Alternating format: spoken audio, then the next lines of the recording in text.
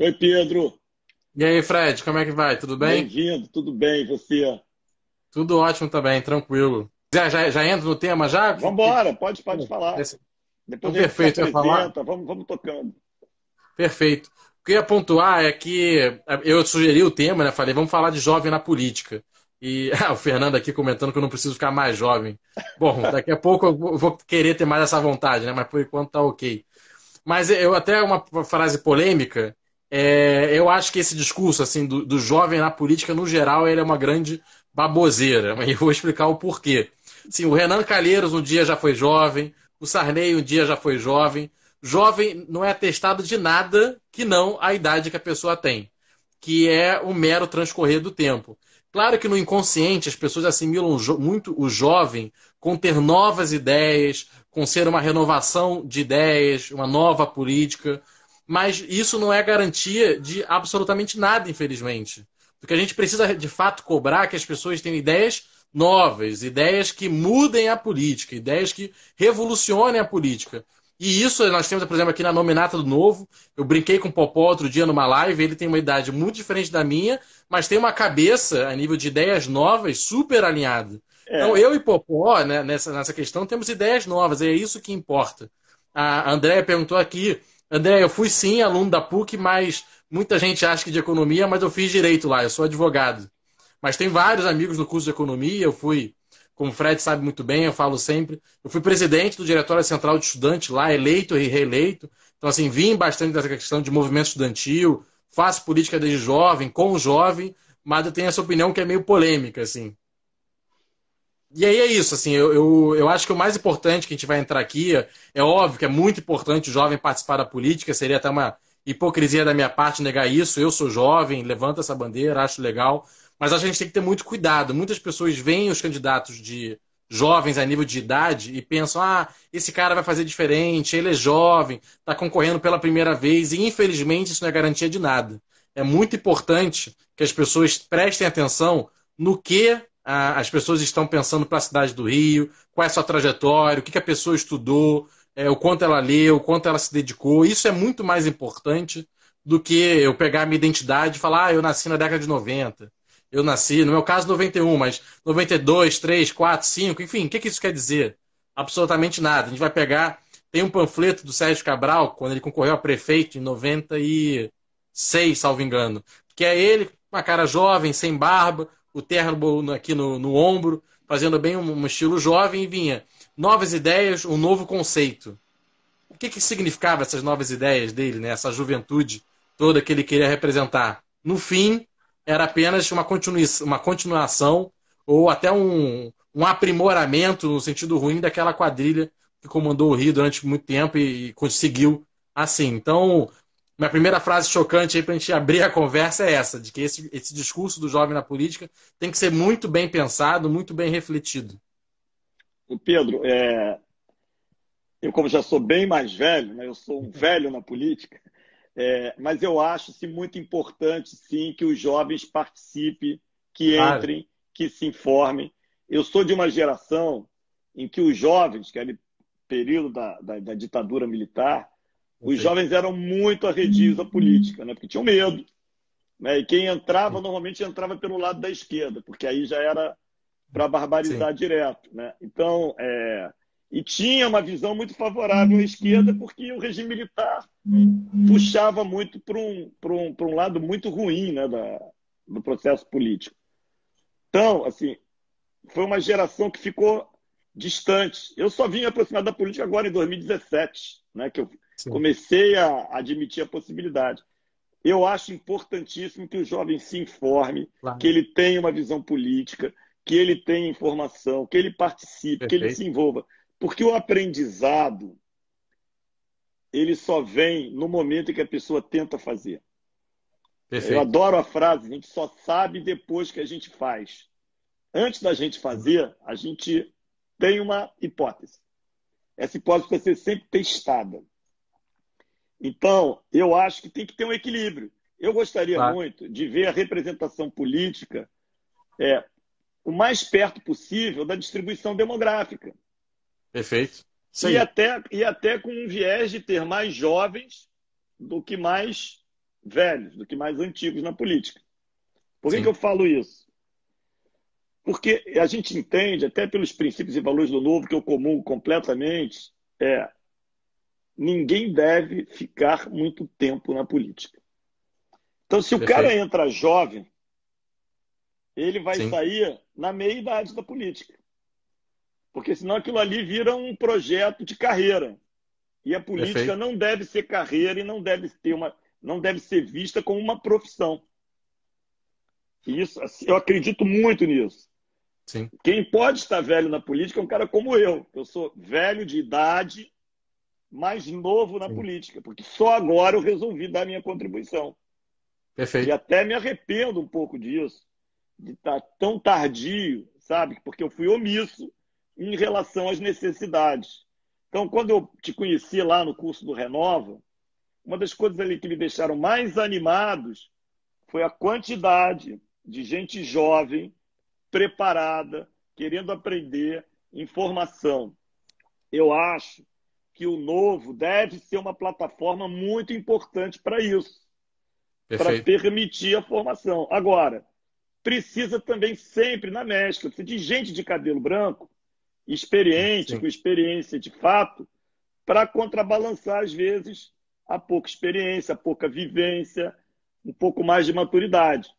Mas eu prefiro, perfeito. como eu acredito que o mote da natureza é a renovação, eu Sim. prefiro muito mais que tenham muito mais jovens do que os mais velhos no processo político. Ah, eu concordo. Assim, a frase, o jeito que eu falei é mais para Foi para levantar esse provocar. debate, levantar essa provocação. Eu gosto sempre fui um fã da provocação. Eu acho que ela é importante, porque é isso. Claro, assim, a participação do jovem ela é muito importante.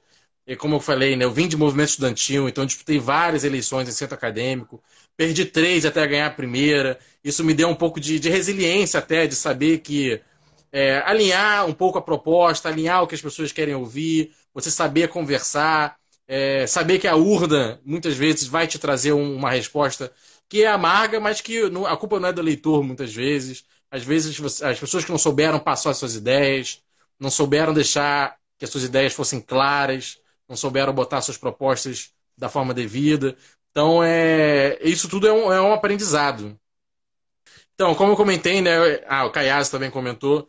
Sou 100% alinhado com essa questão do jovem começar, aquele que tem vontade, a participar desde cedo. Infelizmente, a gente sabe que a esquerda acaba tendo mais espaço entre os jovens. Pô, aí a gente vai pensar em várias questões.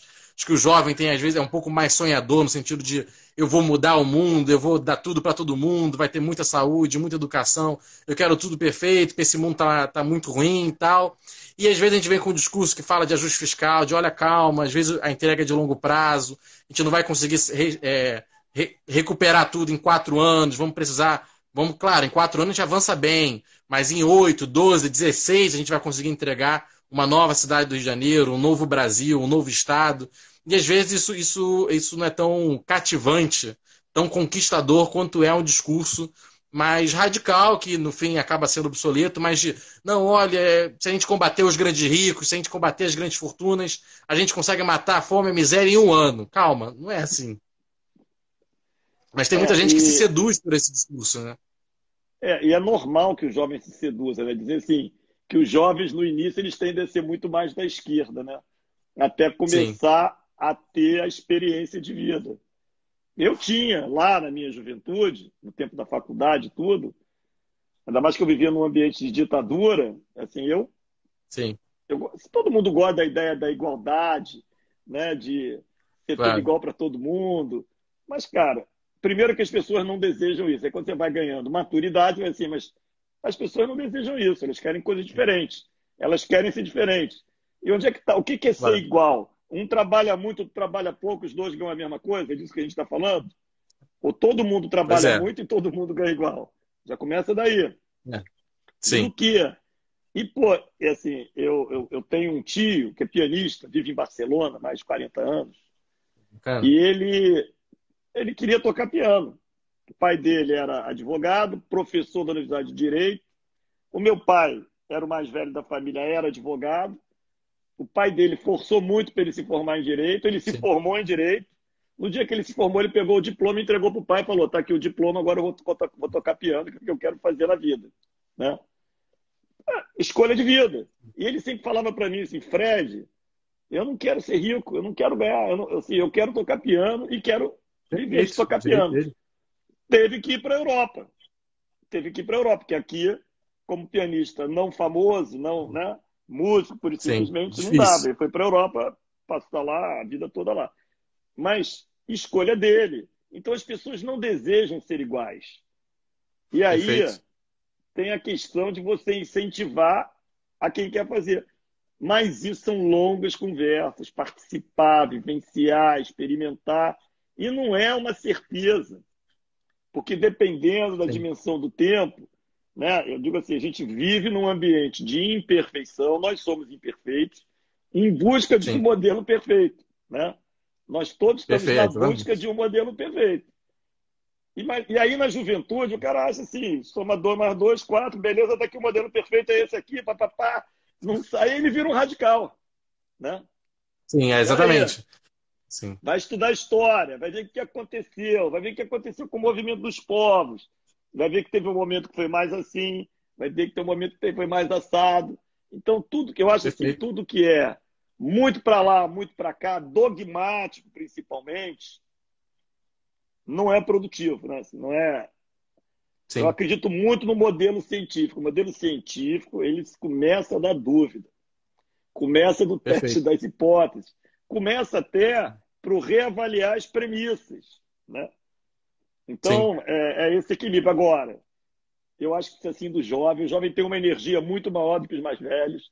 Né? com Então, certeza. precisa desse equilíbrio. Agora, precisa, na verdade, de um ambiente democrático, de um ambiente construtivo, onde tem um Perfeito. espaço para conversa, e com isso os jovens vão sendo colocados em confronto com ideias, com visões diferentes, com vivências diferentes, experiências diferentes. Né?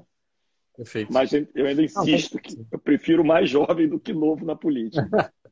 não, Não é nem. concordo e acho ótimo. Assim, sou também um jovem na política.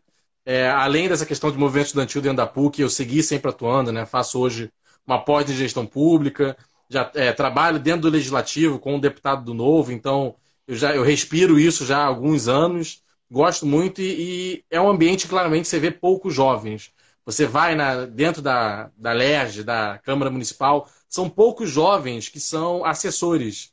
E até é curioso isso, porque é um caminho que muita gente poderia querer estagiar com isso, mas essas vagas de estágio, até de assessores jurídicos e tudo mais, no geral, a política é essa bolha, né, que ela se fecha e exclui todo mundo, e acaba que o jovem nem pensa isso como uma possibilidade. Ele pensa, eu vou trabalhar no escritório, eu vou trabalhar com, enfim, dentro de uma defensoria pública, no Ministério Público. Ele nem tem tanto problema com a vida dentro dos órgãos públicos, mas acaba que a política em si, legislativo e executivo, no geral, eles não veem como opção. Não veem como opção, claro, também porque a política afasta. Ela também se fecha nessa bolha e não se torna atraente. O que eu acho uma pena, porque eu gostaria de ver mais Sem jovens dúvida. lá dentro. Eu gostaria de circular em outros gabinetes, que às vezes eu vou tratar de algum tema, e ser recebido por um outro jovem que está ali fazendo uma análise jurídica, uma análise econômica, tá, enfim, ali desempenhando o papel, mas infelizmente eu vejo muito pouco. De fato, é até um mérito, né? Se a gente for nos gabinetes mais à esquerda, de PSOL, PT, tem mais jovens. Então acho que vale uma reflexão também de como nos gabinetes que são mais liberais, mais alinhados com a nossa visão de mundo, que o jovem se faça mais presente e queira mais atuar nisso. Ele não precisa começar ali e, então vou começar essa carreira agora, virei político. Não, fica ali Não, 2 anos e depois vai para o escritório, fica 2 anos dentro de uma assessoria ali e vai para outro lugar. É uma fase da vida, conhecer como é o legislativo, assim como você conhece, você estagia na defensoria sem querer virar defensor. A ampla maioria dos meus amigos que passaram pela defensoria, até minha namorada estagiou lá também, achou legal, aprendeu, cresceu como pessoa e depois tocou o barco para outro caminho.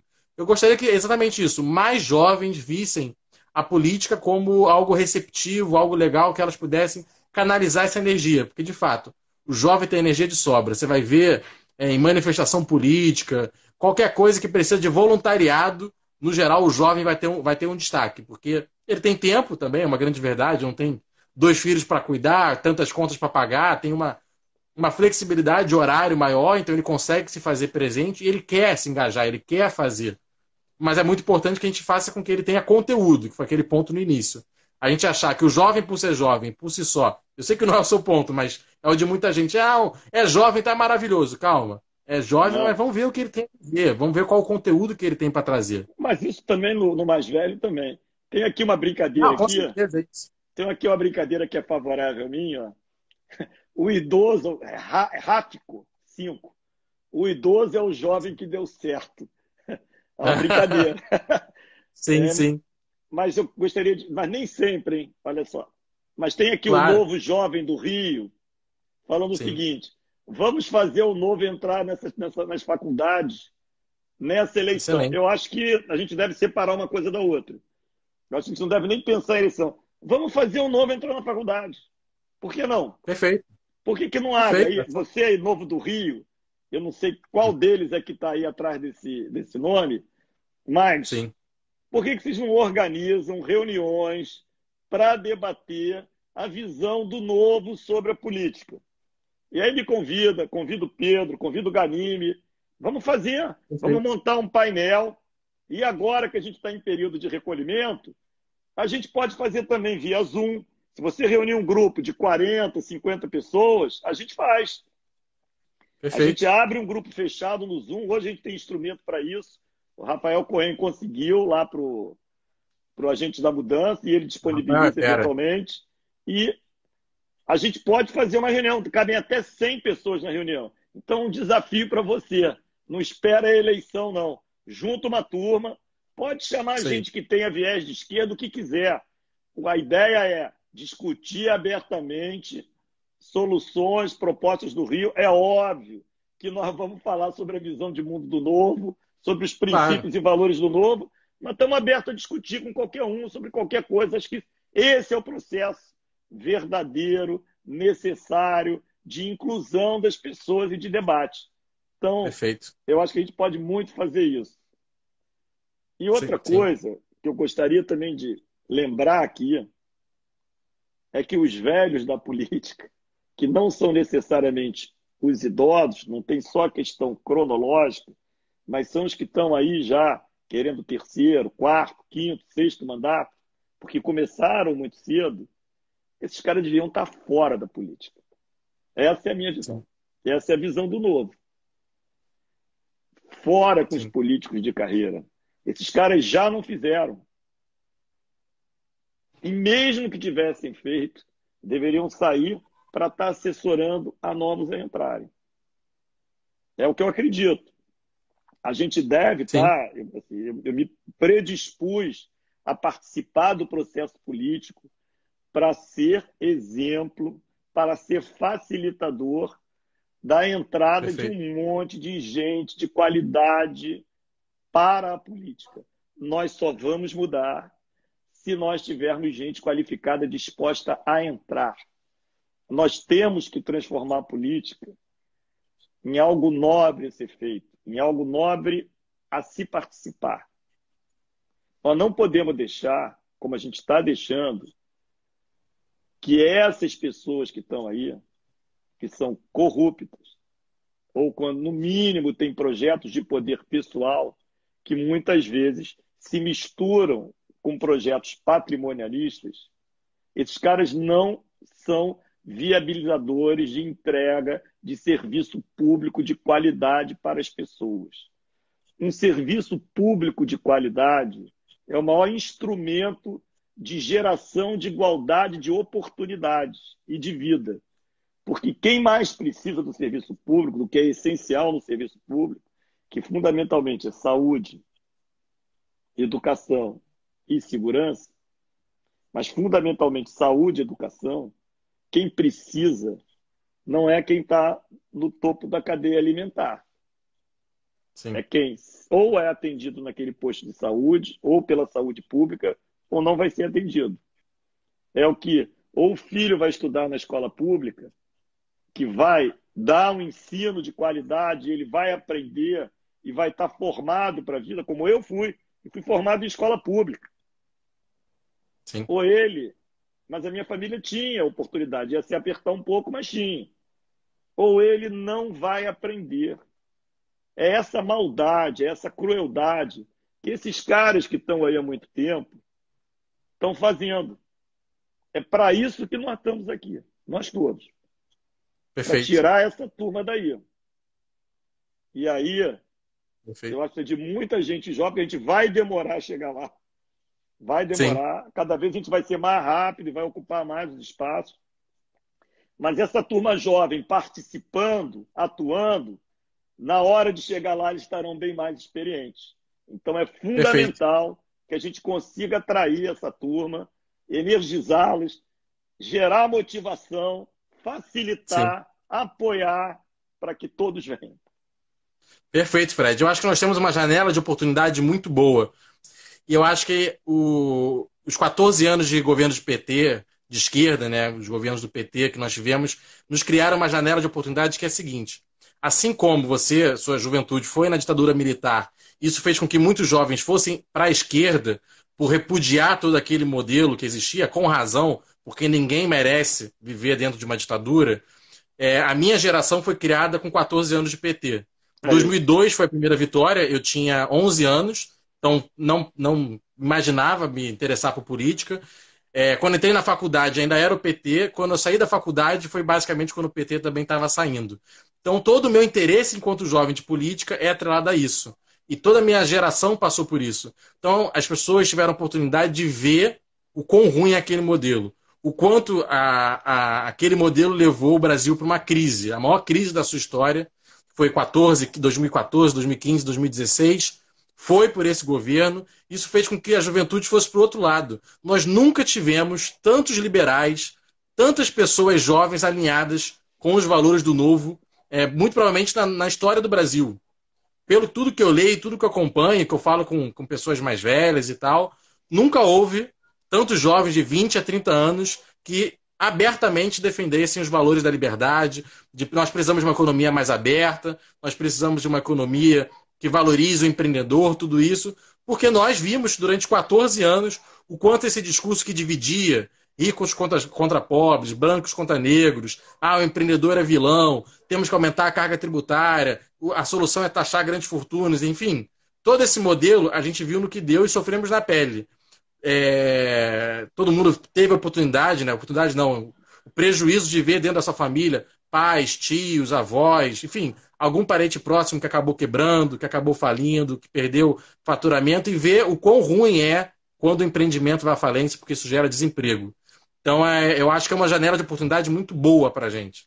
Sem dúvida nenhuma, concordo 100%.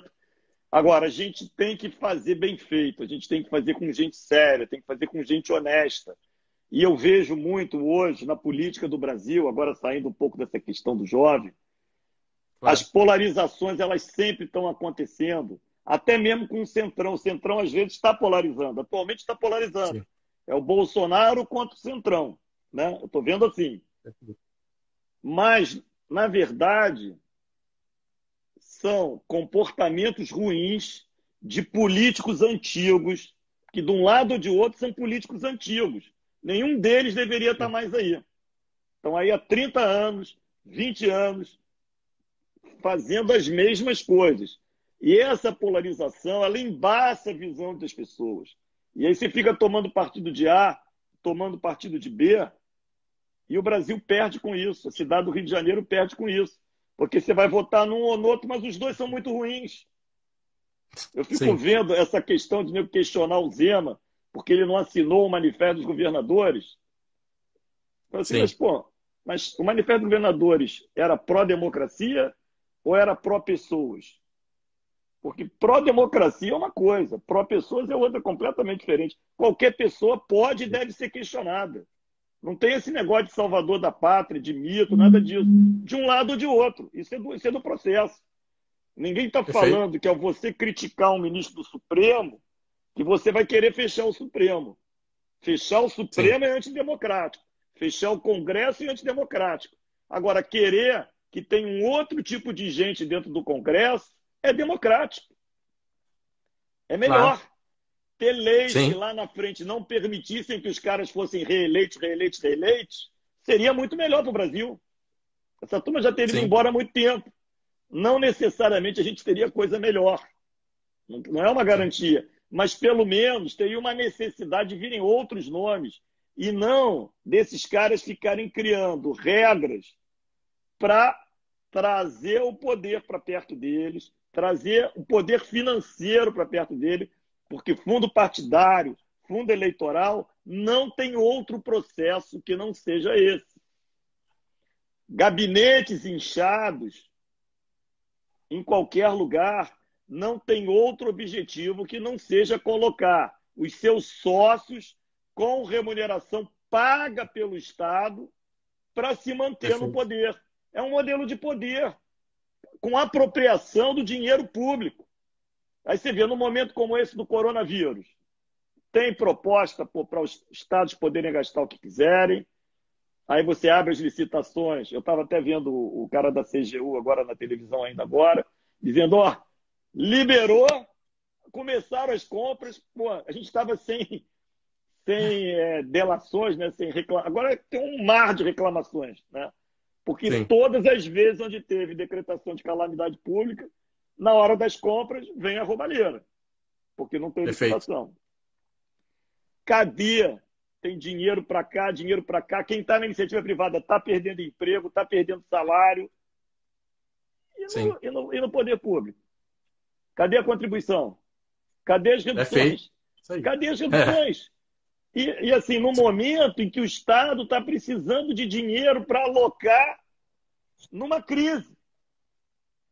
Não, vamos tirar dinheiro. Dinheiro da viúva, dinheiro da viúva. Esse dinheiro da viúva vai ser pago por quem?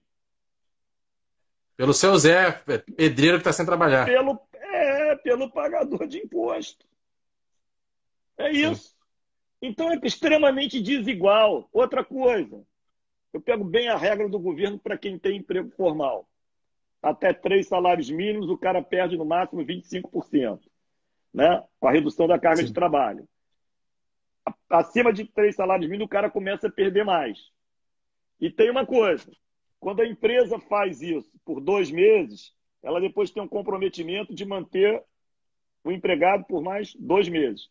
Se ela fizer por 3 meses, que é o prazo máximo, ela tem a obrigação de manter o funcionário por mais 3 meses. O que significa isso? Estou reduzindo o seu salário, em contrapartida estou te dando mais estabilidade do emprego. Não é isso? Sim, e perfeito. O funcionário público? O funcionário público não tem risco de perder o emprego. Então ele devia ser o que estava contribuindo com mais. Porque a contrapartida, eu te reduzo agora e você tem o resto da sua vida para ganhar inteiro. Mas não. Sim. A Assembleia, a Câmara dos Vereadores aqui no Rio, aprovou um aumento. Surreal. Mas agora estamos em dificuldade. Mas aprovou para 2022. Uma bomba atômica. Como é que aprova um aumento para 2022? Agora tem que pegar... Sim, com reprise, né? Pegar vereador por vereador ali, ó, botar o nome dele na parede e falar, sabe o que esse cara está fazendo? Ele está dizendo que o município não vai ter dinheiro para pagar na saúde, que não vai ter dinheiro para gastar na educação, que não vai ter dinheiro para garantir limpeza da rua. É isso que esses caras estão fazendo. Que não vai ter dinheiro para investir numa ação pós-coronavírus de recuperação, de fazer saneamento. É isso que a gente tem que falar assim, em português claro, que a gente não está falando ainda.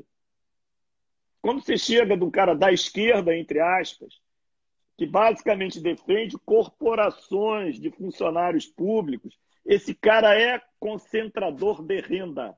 Ele estava em distribuição de renda nenhuma. Olha só, o estado do Rio de Janeiro, o estado de Minas Gerais, consomem 80%, agora já deve estar mais, de todas as suas receitas, todas, pagando, no caso de Minas, é o seu número exato, a 619 mil pessoas. Os ativos e os inativos do serviço público no estado de Minas Gerais. 80% de toda a receita do estado vai para 619 mil pessoas. Para as outras 20 milhões, tem 20% para pagar todos os custos, para não fazer investimento, para não dar serviço de saúde. É isso que a gente vive. No Rio de Janeiro, na cidade, já está batendo perto dos 60%. Deveria ser 20%, que aí você investia em saneamento, investir em escolas melhores, ia fazer... E é a prioridade. 73% das escolas públicas do Rio de Janeiro estão precisando de obras, estão fora do padrão mínimo de qualidade. Relatório do Tribunal de Contas do município. É isso. É um descaso. Essa turma tem que ser trocada. Essa turma não devia... Porque a cabeça desses caras é projeto de reeleição. Não é projeto de solução do problema, é projeto de reeleição. Ninguém fala em resolver o problema. Perfeito. Desculpa aí, Pedro. Isso não. Andei um pouco. É revoltante mesmo, de fato, porque a realidade é essa. As pessoas podem até se perguntar, mas por que eles fazem esse absurdo? É muito simples. Como você bem disse, é corporativismo, né? São corporações. As corporações, como elas ganham dentro da democracia, né? E nós temos uma literatura mundial com relação a isso. Não é um fenômeno que você aqui estamos criando. Então, gente, isso tem literatura mundial, vários livros que mostram corporações se organizam. Então é isso, o cara é servidor público da corporação, dos administrativos, de corporações dentro da saúde, corporações da educação, segurança. Todos os setores têm as suas corporações, que são muito bem organizadas, nível profissional de organização. O que eles fazem? Vão no legislativo, vão no executivo e ficam cobrando, martelando por aumentos e reajustes acima da inflação. Todos, aqui no Brasil, então, quando nós tivemos o crescimento econômico de 2003, 2004 até 2014, uma década, durante essa década, todo ano, paulatinamente, o serviço público tinha reajustes acima da inflação. Então o Brasil crescia e eles cresciam mais ainda, ganhavam mais salários acima do crescimento brasileiro. E agora que vem o momento da crise, não, agora eu não posso chegar junto na conta. Ué, mas quando a conta estava boa, você queria mais? Agora que a conta está ruim, você não pode ganhar menos? Enquanto todo mundo está ganhando menos, todo mundo está perdendo emprego. Mas o meu ponto é exatamente esse, né? As pessoas, o funcionalismo público, aqui no Rio de Janeiro, inclusive no estado do Rio, isso foi descarado, tiveram anos e anos de reajustes acima da inflação. Ou seja, ganhando mais, tendo ganhos reais, tendo aumento. Mas não foi no Rio de Janeiro, foi no Brasil. E agora chega o momento da crise e aí não podem chegar junto nessa conta? Parece até que somos loucos, porque nenhum outro tem a coragem de pautar o que o Novo pauta. Então, quando a gente aborda, gente, pelo amor de Deus, o funcionário público tem que entrar na conta, e aí começa a sair matérias, né? Folha, Estadão, Globo. Projeto é votado, apenas Novo vota contra. E as pessoas olham e falam, não, o Novo é maluco, é um partido radical. Só que aí quando você vai olhar a proposta, é isso, reajuste para o funcionalismo. É o Novo, não! Ou, quem vai ajudar a pagar a conta? O Novo vai e coloca uma emenda para que o serviço público também entre na conta, assim como todo mundo. Ou seja, uma questão de equidade, de igualdade. Aí todo mundo vota contra e tiram a emenda do Novo, que só o Novo defende. E as matérias, às vezes, parece que o Novo é maluco, assim, que o Novo está lá defendendo ideias que ninguém mais defende, pregando no deserto. Só que a realidade é essa, é uma realidade inglória. Ô Pedro, eu estava caminhando na feira lá na Glória, não sei se você estava junto nesse dia, e ali é um ambiente que tem muita gente do PSOL e do PT, né? E eu ali fazendo o Novo na rua, distribuindo papelzinho do Novo, conversando com os feirantes, com as pessoas na feira, conhece o Novo, bababá. Aí passou o cara assim, laranja, Banco Itaú, protetor dos empresários. Aí eu falei, você está falando de que tipo de empresário? Você está falando da Odebrecht, que vocês apoiavam e faziam negócio? Ou você está falando dessa moça aqui, feirante? A nossa empreendedora é essa daqui. Ó. Você está falando de qual empresa? Aí a moça falou assim, pô, gostei de vocês. Né? Perfeito. É isso. Tem nada a ver. A gente é a favor da concorrência, da abertura do mercado, dessa não promiscuidade do poder público com capital privado, da não promiscuidade de quem está em mandatos com a estrutura partidária. Para o Novo é impensável você ter um cara, funcionário da estrutura partidária, trabalhando no gabinete de um mandatário. Perfeito. Isso não vai. É o mínimo de governança. Mínimo de governança. Mas é incrível, é o único partido que faz isso. O único. Não tem mais nenhum outro. Por mais vestal que se apresente, não tem nenhum outro. Eu estou falando porque eu vivi isso no tempo do Renova, eu fui estudar os 35 partidos da época e, no final, sobraram 3 que teriam uma chance para novos entrantes. Os outros 2 faziam isso que eu estou falando. Só o Novo não faz, não fazia, está no estatuto, está claro. A gente aqui, entrando no processo seletivo, tem que assinar que não vai fazer. Nós estamos num projeto de levar os princípios e os valores da instituição Novo para frente. Não importa o Fred, não importa o Pedro. Nós somos parte. A instituição é mais forte. Até numa eleição proporcional, o Pedro é parte de um grupo, que provavelmente vai ser aí de aproximadamente 40 candidatos. Qualquer um deles, é lógico que tem, cada um tem o direito de escolher os melhores, os piores, mas qualquer um deles, porque passaram pelo processo seletivo, vão estar representando o Novo. Se o candidato a prefeito, né, eu acho que vou ser eu, porque sou o único aprovado no processo seletivo, vamos ver lá a convenção o que vai dizer. Mas se for um outro, do Novo, vai representar bem a instituição.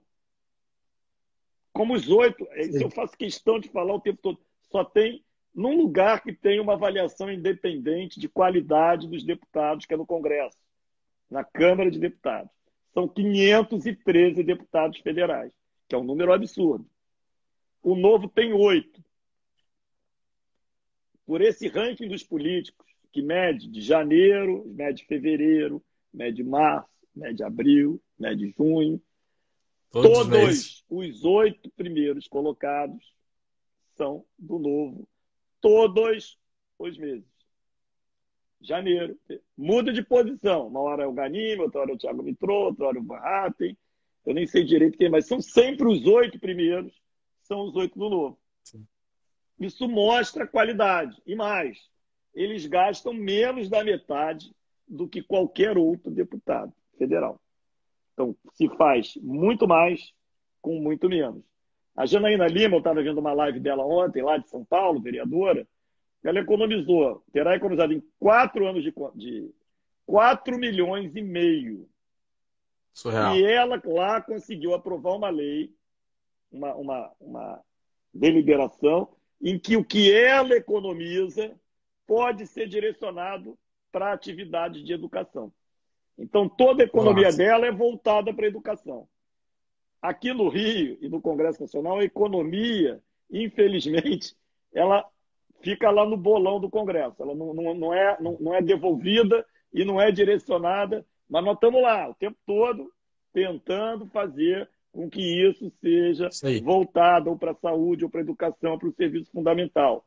O Novo já teve negado mais de uma vez o direito de devolver o fundo partidário para aplicar em educação ou para aplicar em saúde. Não. E se devolver, vai ser distribuído entre os outros partidos. Não fica numa conta parado. Perfeito. Bom, pessoal, vou me despedir de vocês. Eu nem vou me apresentar hoje, mas quem quiser, que não me conhece, é entrar na minha rede social. Sou o Fred Luz. Instagram, Facebook e Twitter, mas no Instagram e no Facebook vocês conseguem ver quem eu sou lá completamente, tem toda a minha história lá. Lembrando para vocês a importância de participarem. Perfeito, boa noite Fred. A todos, muito obrigado. Boa noite, Pedro, valeu muito. Boa noite, Fred. Boa noite, pessoal. Bom. Muito obrigado.